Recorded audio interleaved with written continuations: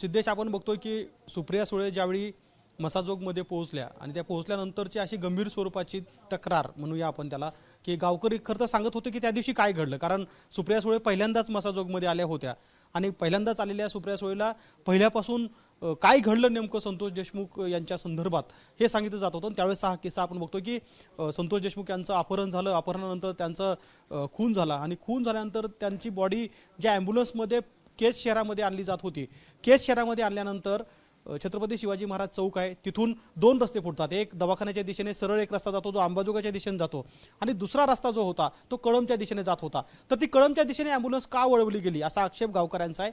एवढंच नाही तर पोलिसांचा हा बनाव तयार करण्याचा प्रयत्न होता असा आरोप सुद्धा गावकऱ्यांनी केला आहे. या संदर्भात बोलण्यासाठी आपल्यासोबत संतोष देशमुख यांचे बंधू धनंजय देशमुख आहेत. मला सांगा धनंजय, काय नेमकं घडलं होतं? म्हणजे ज्यावेळी संतोष देशमुख यांचा मर्डर झाला त्यानंतर ज्या ॲम्ब्युलन्समधून खरं तर ती मृतदेह न्यायचा होता त्यावेळेस नेमकं काय घडलं? आता मी तर त्यावेळेस पोलीस स्टेशन केसमध्ये होतो.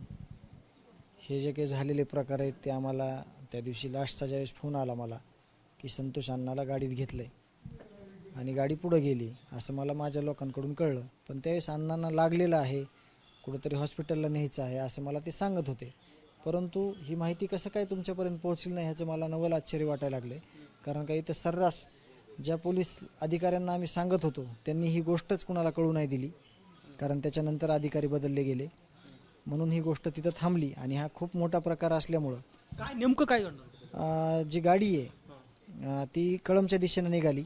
मग त्याच्या मागे ज्या मसाजोगमधल्या ज्या काही गाड्या होत्या त्या गाडी मागे चालल्या की कळंबच्या दिशेने माझ्या भावाला का घेऊन चाललेत. कारण मग केज पोलीस स्टेशन आहे, केजला उपजिल्हा रुग्णालय आहे, मग इकडं का घेऊन चाललेत. तर दुसरं कोणी मला सांगितलं असतं तर मला गैरविश्वास वाटला असता. पण जे माझ्यासोबतची लोक आहेत, जे काही माझ्यासोबत घरात जे लोक राहतात त्या लोकांनी हा किस्सा इथंच सांगितला होता. असं कसं काय फ्लॅश झालं नाही त्यावेळेस, कसं काय समोर आला नाही मला काही माहीत नाही त्याचं. कारण तुमचा बनाव काय होता म्हणजे कळवलं? हा, तो सुरेश अण्णा धसे यांनी ज्यावेळेस सभागृहात मांडलं होतं ते नीट आठवा तुम्ही त्यांचं भाषण. एक महिला तयार ठेवण्यात आली होती. एक महिला म्हणजे हे सगळं प्री प्लॅनिंग.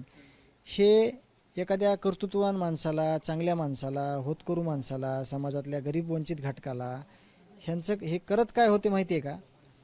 माणसांना हे मारायचे, हातपाय मोडायचे, रक्तबंबाळ करायचे आणि एका महिलेला काहीतरी पैसे ठरलेले असायचे त्या तिथं नेऊन टाकायचे आणि ती महिला असा जॉब द्यायची की मला ह्यांनी छेडछाड केली आहे, माझ्या घरी कसं काय आला, माझा दरवाजा लावून घेतला आणि त्यातून विनयभंगाचा गुन्हा तीच महिला त्यांच्यावर करणार आणि ह्याला हॉस्पिटल नेऊन ह्यांनी हॉस्पिटल बघायचं का परत केस आहे तिच्याकडे बघायचं.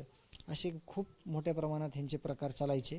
म्हणून कुठं केस दर्ज होत नव्हती ना कोणी त्याची दखल घेत होती. उलट समाजातून त्या माणसाला उठण्याची वेळ यायची. तो समाज, तो व्यक्ती समाजाला कधीही तोंड दाखवू शकत नव्हता. अशा खूप घटना आहेत. पण योगायोगानं आमच्या गाड्या सगळ्या महाग्या असल्यामुळं ती घटना त्या दिवशी घडायची टळली. नाहीतर हे विषय खूप पुढच्या चुकीच्या दृष्टिकोनातून कुटुंबासाठी आम्हाला खूप अडचणी आल्या असत्या. पण या संदर्भात तुम्ही जेव्हा तक्रार केली होती पोलिसांकडे अथवा तपास अधिकाऱ्याकडे, त्यांच्याशी काय बोलणं झालं होतं आणि त्याच्यात पुढे तपासात त्याचं काय झालं?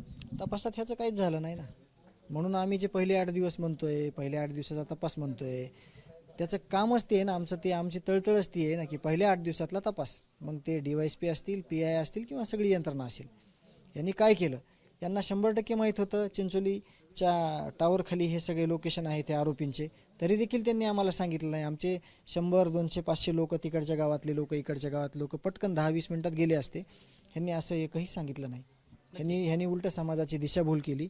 अपोजिट साईडला आहेत असं सांगितलं. रस्त्याच्या पलीकडच्या दिशेला गावकरी शोधत राहिले, हे मात्र इकडे होते. पण मला शेवटचा थोडक्यात सांगा की या संदर्भात परत आता तुम्ही ही चौकशी करण्याची मागणी करणार आहात का? कारण इतर चौकशीमध्ये बरेच मुद्दे आले होते. या संदर्भात कोण चौकशी करणार? कारण हा तपास परत एकदा SIT आणि CID करणार आहे का स्थानिक पोलीस हे चौकशी करू शकतात? नाही, ह्याच्यामध्ये जे आता नवीन अधिकारी येणार आहेत, कुमावत साहेबांची मागणी केलेली आहे, काही अधिकाऱ्यांची मागणी केली आहे. रिइन्व्हेस्टिगेशनचा कुटुंबातर्फे आम्ही एक अर्ज देणार आहोत आणि त्याची अंमलबजावणी करायला सांगणार आहोत.